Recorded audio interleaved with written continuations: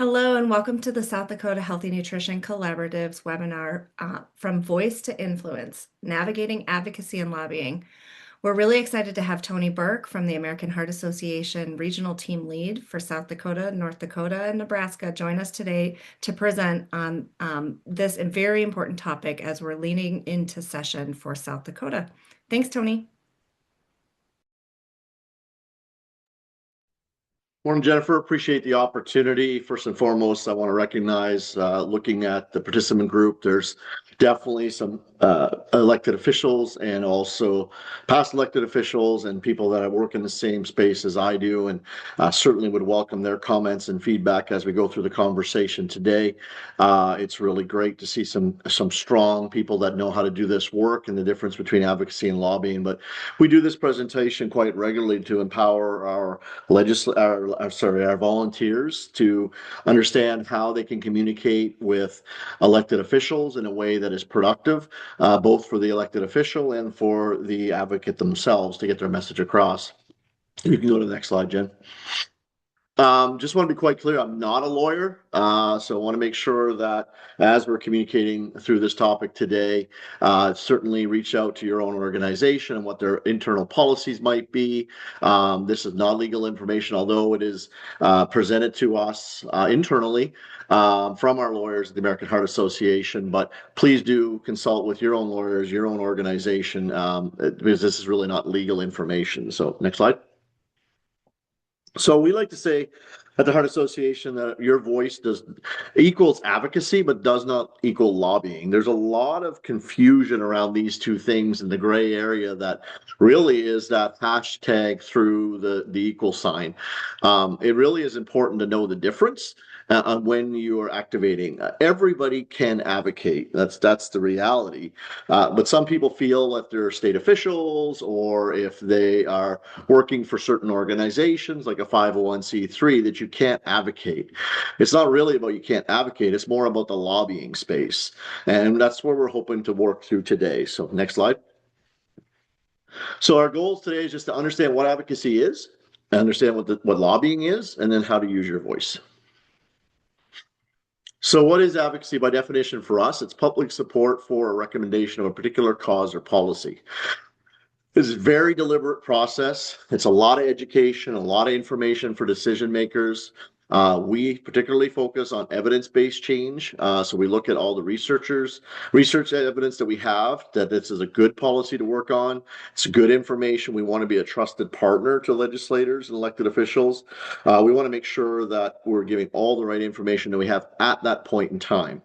But essentially for us, it's really this definition, which is the application of pressure and influence on the people and institutions that have the power to give you what you want. And when we say give you, means ultimately what we're doing on behalf of the community is really what we want to do. For us at the American Heart Association, it is about making longer and healthier lives.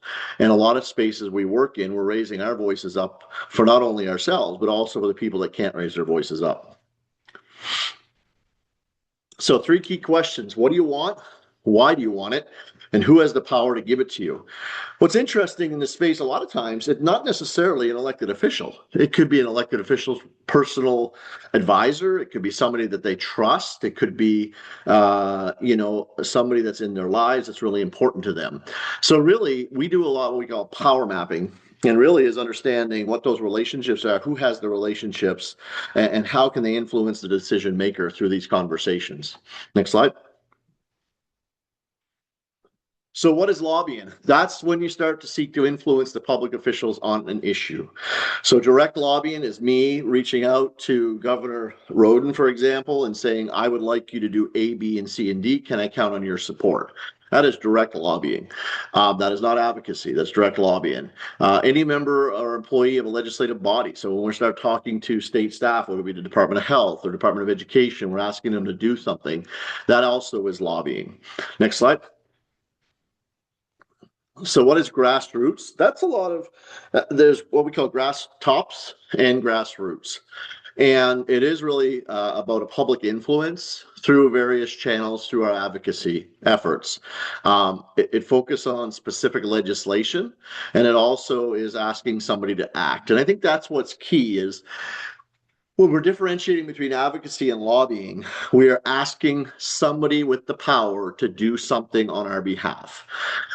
If we are just educating and sharing information based on evidence or knowledge that we have or our opinion, that is not lobbying. But as soon as we start to ask, and as soon as a specific legislation, then we're into grassroots lobbying. So when we do action alerts, for example, to legislators or key state staff, and we're asking them to make a change or to implement a new law, that is our grassroots lobby, no matter which way we do it, whether it's email, whether it's in the public sphere, whether it's on phone calls, whether it's direct face-to-face contact. That is where it gets into lobbying. Next slide.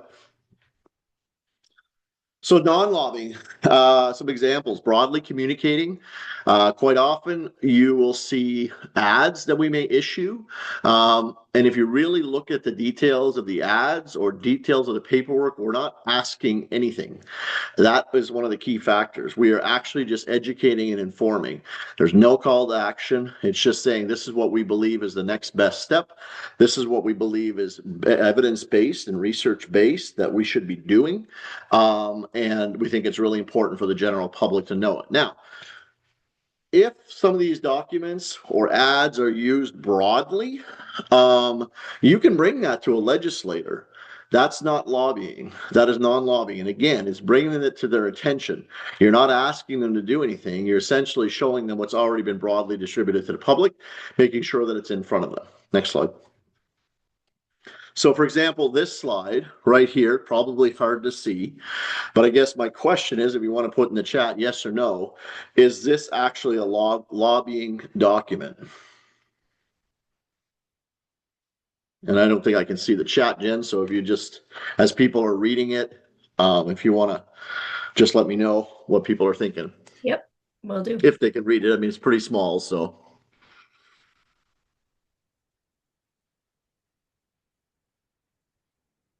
Paul said no. Okay. Stasia said no. Michelle said no. We got a bunch of pros, Jennifer, even on the small font. I love it. I love it. I love it. Absolutely not. Quite often, though, we even have our volunteers that don't understand that this is not lobbying. And a lot of people don't understand that. It is purely educating and informing the public, and that we're supporting these efforts to make change. So next item. So how a bill becomes a law. Jen, I think we have a small video now, if that's going to work for us. Yep, I'm going to stop sharing this screen. You bet. And I will share our other screen. Oops. Give me a second. Yep, no problem.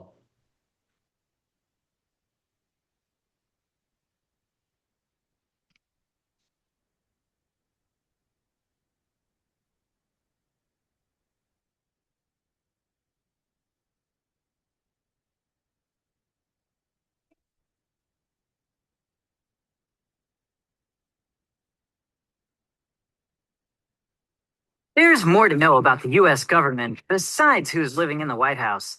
The president runs the federal government, yes, but not alone. There are three branches of government: the executive, the legislative, and the judicial. Governors run states, and mayors run cities.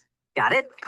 Most government decisions that affect you directly are made at the state and local levels. That's why it's so important to understand how it all comes together. Let's look at the journey of a bill. All laws begin as an idea. That idea can come from many places: elected officials, community groups, and even you. Lawmakers take those ideas and turn them into bills. Then the bill goes through several steps before it becomes a law. A bill gets introduced in the chamber of a state's House or Senate. Then it's assigned to at least one committee for review, debate, and approval. Sometimes bills go to multiple committees and can be revised in the process. With each committee, the bill must pass a vote to move out of committee and on to a vote by the full chamber. Every state except Nebraska has two chambers, and the bill must go through the same process and pass out of both chambers before it can go to the governor for consideration. Here's where you come in. If you support the bill, and especially if you don't, Send an email or tweet or visit your state's lawmaker at their office. You've got a voice. Use it. Once the bill is approved, it goes to the governor to be signed into law. Or not. The governor could veto the bill. If it's vetoed, the bill goes back to the legislature for reconsideration and possible next steps. Sometimes there are enough votes to override a veto. It's complicated and it takes time, but that's by design. The process is set up so that everyone can have a say. So have your say. Get involved by texting lawmakers to 46839. Awesome. I'll go ahead and share your slides, Tony. Thanks, Jen. And as many of you know that are on the call, there's lots of exceptions to that general framework, but I really enjoy that video because it does give a basic framework and it is complicated. And there's always, it depends or middle steps that happen along the way. I think what's critically important is we're always educating constituents to in turn make them into advocates, moving them from volunteers to advocates, is really it's not complicated in the sense the process is complicated, but how to engage is not complicated. And trying to build their confidence that they can do that legislators are just like us, they're trying to make the next best decision is critically important. Many individuals I've worked with over the years don't feel their voice is valued. They don't feel that their voice will be heard. And what I've had to manage their expectations is that your voice is being heard, but many of these items that we're working on don't just change instantly. It takes time. It's traditionally, as we say, it's a marathon, not a sprint. And that's where understanding advocates or getting advocates to understand that your voice does matter. You just don't necessarily see instant gratification or instant wins. It takes the whole process and you have to engage through the whole process. So we quite often, as this map lays out, show this to them to have them understand that it does mean you might have to testify 2, 3, 4 times through the process. You might have to write letters 2, 3, 4 times. You feel like you're being redundant. And in some instances, you are being redundant. But it's important because different people are seeing it, different people are understanding it. And quite often, again, legislators are just like all of us. The reality is they may not see it because they're getting bombarded from so much information. It's really important for us to try to break through the noise with consistency and with a trusted voice. Next slide. So there's a tremendous amount of ways to get involved, and that's why we try to really encourage advocates like, where is your strength? Do you like to sit in front of people and have conversations? Do you like to write things? Are you active on social media? Where do you feel best to use your skills that you feel more comfortable? A lot of our work does not happen during the legislative session. It happens in the off seasons. And that's critically important because more often than not, when we're in district meetings, legislators have time to sit down and listen. And versus when you're in at the beginning of the legislative session and you have 400 or 500 bills you're trying to review and you have everybody coming at you, it's really hard to process. They're all amazing individuals, but at the end of the day, no human possible can really understand every single thing that's going on in the legislature at that point in time. So if you're trying to do your work and your efforts during the legislative session, it's probably too late, or you're just trying to do that last minute influence because all the advocacy has been done in advance. It's really, really important that we do this work throughout the year so legislators have an opportunity to think, process, ask more questions, do their own research with other folks. It's just really important that we do it throughout the whole year. Next slide. Effectively telling your story, that's where more often than not, you won't see my face as a staff person for the American Heart Association. My role, which I think is really important role, but more important is putting people up front, having them feel confident to tell their story and why they're there, educating them on how to tell their story, right? Encouraging to be very brief but direct. What's the problem? What's the potential solution? Make the ask. As a Rotarian, for example, more often than not, when we're bringing in new members, it's really about asking somebody to join Rotary. It's the same thing with legislators. Ask for their support. They may not have an answer, and that's okay. But getting an indication of where they sit in their decision-making process, or what more could I provide you that would help you make a decision? How do we get you to yes? All these types of things to really create the urgency around it. And again, being yourself and really asking them to join you, because there's hope. There's an opportunity to do great work if it's passed. Next slide. So these are the questions that quite typically uh, have the most impact for our lawmakers. Um, so my question to you all, as you're reading these 7 items, which one typically has the greatest impact on a lawmaker? So you see there's 7 of them. How large is the problem and does it have a practical solution? Number 2 is, what impact does it have on the district? What is the cost? What organizations, individuals, businesses care about this issue? Do constituents care? What is the media saying? Does the issue affect me personally? What do my constituents say? So if you want to go ahead and make your choice, this is based on research that we've done. What do you think is the most impactful on lawmakers typically? So Teresa and Anastasia have said 3. Michelle said 3 and 5. Shelby said 3. Interestingly enough, that is actually very important, but it's not the number one still in our research. It is number 2. The number one influence typically for lawmakers is, what do my constituents say? Consistently, what we hear specifically at the state level is lawmakers would like to see in the subject line of an email, for example, that you're saying they're from their district, from that community within their district, and they prioritize those emails over general subject line emails. So it really matters what's happening in their district. Yes, you guys are all correct. Cost considerations are hugely important in there, but it really is, they want to hear from their constituents' voice, and that has been consistent through our research. Next slide. So this is, again, not something really new. Many of you heard of SMART. This is how we really train up our advocates to be brief and direct, using the SMART technique: salutation, mention, advocate, reiterate, and thank. I can consistently say, including myself, we don't do enough thank yous. We get something passed, we celebrate it, and then we move on to try to do the next best thing. It's really important to pause and do that intentional thank you to all the legislators, to everybody that's involved in the movement, because that's going to build credibility and trust for the future.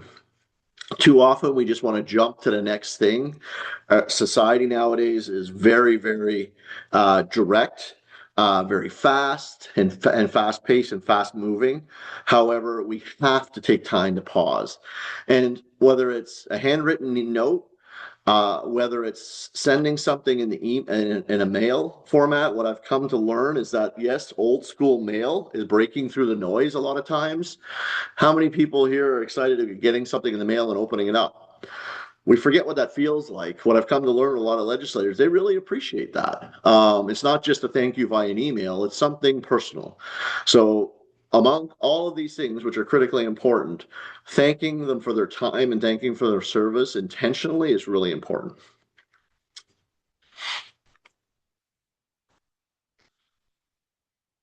So a lot of our work is not new. We've been in this space for over 40 years. Everything we do is very intentional and very methodical, as I've kind of mentioned. We will be doing, for example, coming up this legislative session, we'll be doing our Heart Power Day at the Capitol. We'll be having intentionally scheduled visits with legislators, really respecting their time, but trying to grab them for 15 minutes to talk about some of the priorities that we're representing for the state of South Dakota. Nutrition being one of those topics of conversation. But as much as we would love to spend a lot of time with legislators during a legislative session, what we can do the most to respect them is be brief and direct and let them go on their day. Off season is when we get the time to build all those relationships. So, in conclusion, just want to hopefully get across that your voice is advocacy, but it's not lobbying. There's a lot that can be done in the advocacy space to educate and inform and influence decision makers. Just crossing that line of actually doing an ask is probably the black and white spot. There is some gray, but we can't do this work. Legislators can't do this work if they don't hear from their constituents on why, what the problem is, what a potential solution is. It's just so important. So just hopefully as you walk away that you realize that your voice does equal advocacy, which is educating and informing, but it does not equal lobbying. And more than not, most organizations think they can't lobby, and most individuals think they can't lobby. Yet the reality is we all have a responsibility and a duty to educate and inform our legislators. So with that, Tony, I am gonna just go ahead and turn off the recording. Any final thoughts before I do that? And then we can jump right into questions. No. All righty.